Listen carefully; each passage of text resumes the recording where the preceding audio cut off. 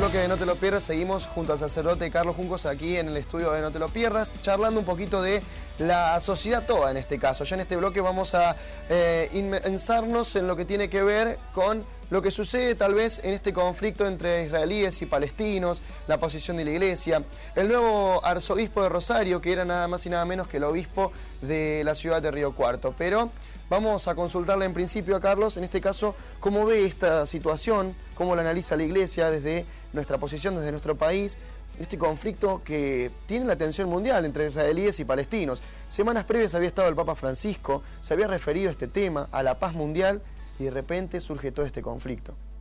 Sí, siempre la guerra es una tragedia, ¿no? Y lamentablemente Tierra Santa, la tierra que Dios eligió para plantar su pie y ofrecernos a todos la salvación, Jerusalén, que significa el monte de la paz, la ciudad de la paz, históricamente ha estado atravesada por estas cosas, ¿no? Entonces, bueno, hay cuestiones que son paradojales, como charlábamos recién, también a poquito de la visita del Santo Padre, la oración en los jardines del Vaticano, que se desate una ola y una escalada de violencia así tan grande, es sumamente doloroso y preocupante. El Papa en su recorrido ofreció una afirmación un poco arriesgada, que es la del derecho de los palestinos a gozar de su tierra y de su Estado también, y la necesidad que tenemos de que Jerusalén tenga, por ser el lugar santo de las tres grandes religiones monoteístas de origen abrámico, descendientes de Abraham, que tenga un estatus especial, que la comunidad internacional pueda custodiar ese lugar de un modo distinto. Sabemos que detrás de todo esto no hay cuestiones simplemente de orden religioso, hay cuestiones que tienen que ver con la política, la geoestratégica, y también de la mano y muy emparentado cuestiones que son de orden económico. Entonces el tema es muy complejo y detrás de todo eso, cada vida que se pierde es una cosa que no tiene reparación, ¿no? Es sumamente doloroso.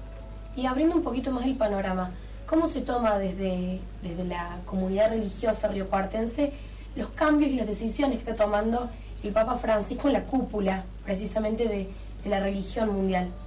Y con mucha alegría, con expectativa positiva, nosotros queremos este cambio, ¿no? Queremos este cambio.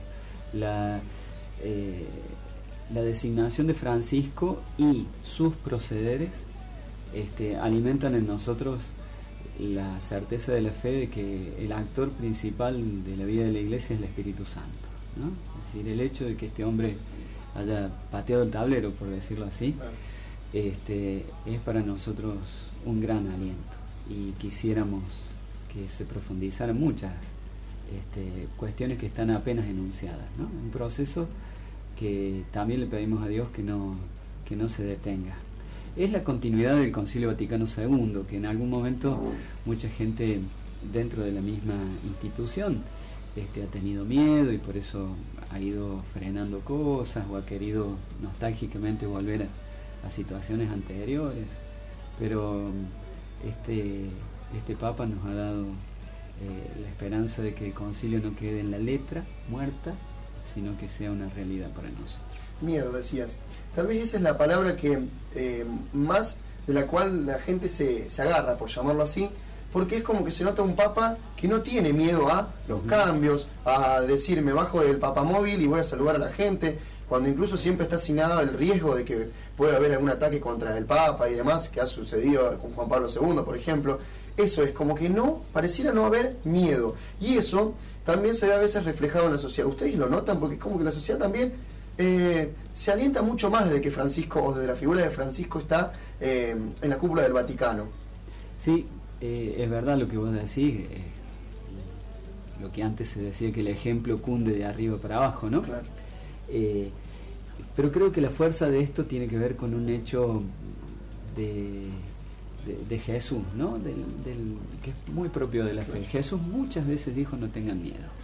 Nosotros muchas veces nos hemos quedado con otras expresiones de Jesús, pero esta, que hace a la confianza y a saber que las cosas no dependen de nosotros, que nosotros tenemos que poner lo nuestro, pero esto le pertenece a él.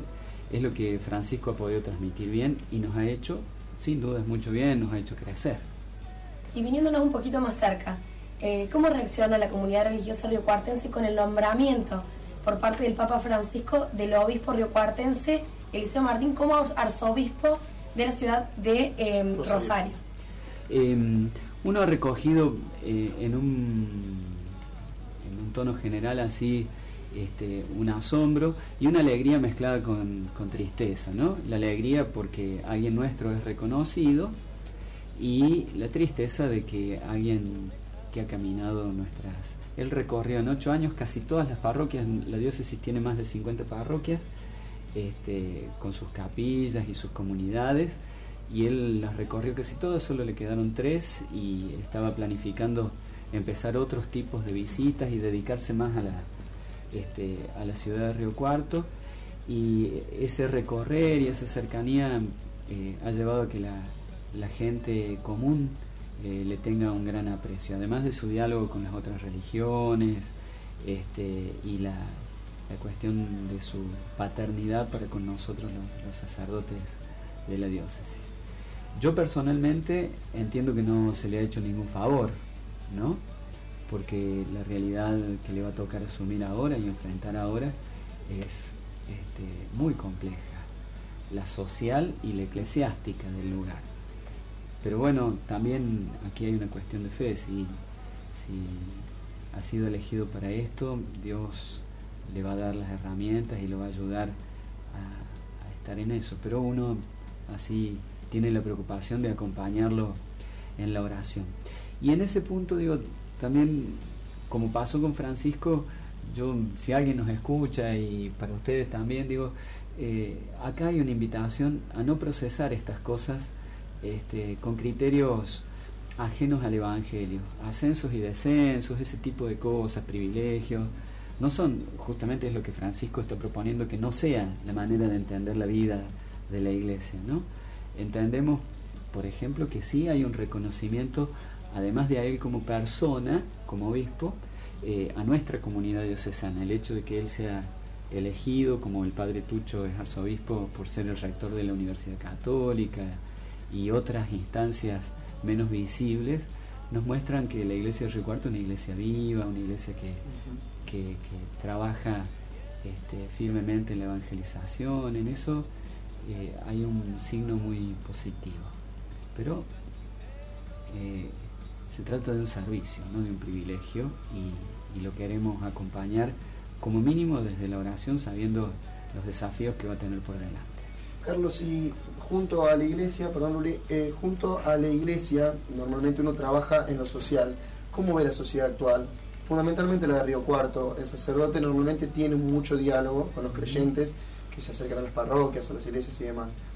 ¿Cómo lo analiza? ¿Cómo lo ve hoy en estos tiempos de cambios constantes, de tecnología, que los más jóvenes también, bueno, todos en realidad tenemos llegada? ¿Cómo lo ve a la sociedad? Vos bien dijiste, es un tiempo de cambios, es el cambio de época, y Río Cuarto no es ajeno a eso. Veo cierto desconcierto.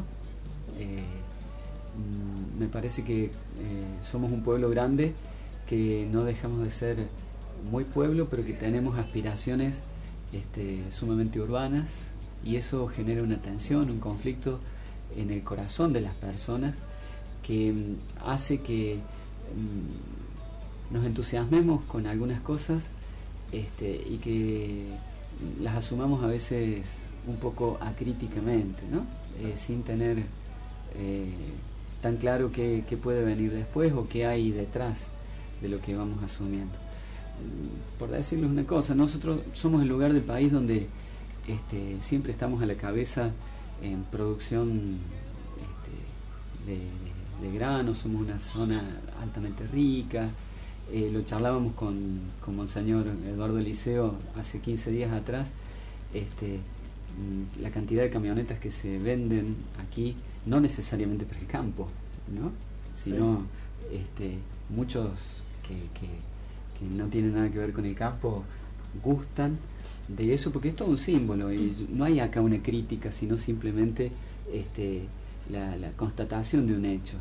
Y al mismo tiempo ocurre que la colecta de Cáritas en sus porcentuales per cápita en la diócesis nuestra es menor que la que se da en diócesis mucho más pobres, ¿no? Entonces esas cosas muestran, digamos, que somos un lugar del país que tiene un montón de cosas muy positivas, como esto que acabo de decir recién, que el nombramiento de Eduardo es un reconocimiento de lo que la Iglesia en Río Cuarto puede ofrecer en algunos ámbitos, pero tenemos deuda.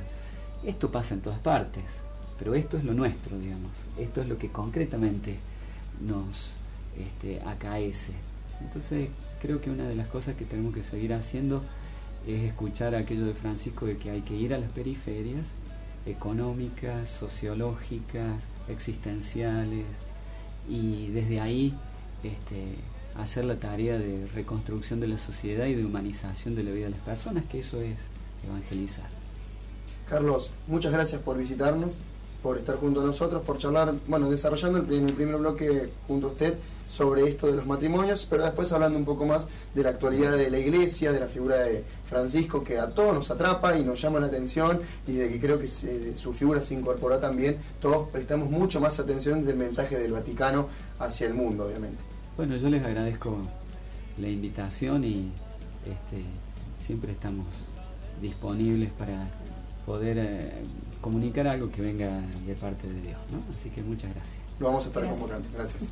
Nosotros vamos a marcar una nueva pausa en No Te Lo Pierdas. En los bloques sucesivos se viene ya Nacho Berardo, vamos a tener el móvil regional, vamos a hablar del conflicto de israelíes y palestinos. Nos queda muchísima información. Exactamente. Todavía. Hacemos la pausa, ya regresamos.